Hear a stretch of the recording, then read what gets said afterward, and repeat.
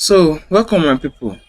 The second data type that we are going to work with is called floats or floating point numbers. Floating point number is also a data type. And what do we mean by that? This is an example of a floating point.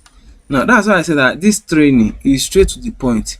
It's an hands-on. You have to be seeing what we are doing and also be imitating it on your computer over there. So now, float can be 2.1.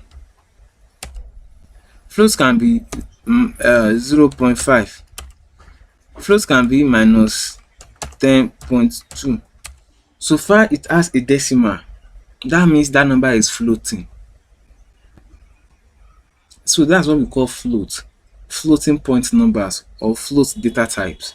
Float data type as those data types that have decimal, that have point. So that is an example of float data type. So far it shall has any point. They are saying 5.1 plus 2.3. So that's adding two float data type together. So the third data type that we have, that is the common third data type we have, is called what? String. String. What did I say?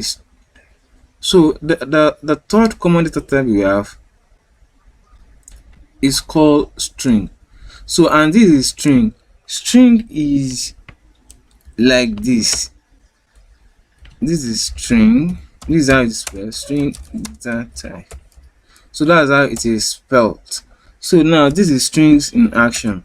If we say type, this is a double quote string, and this is a single quote string.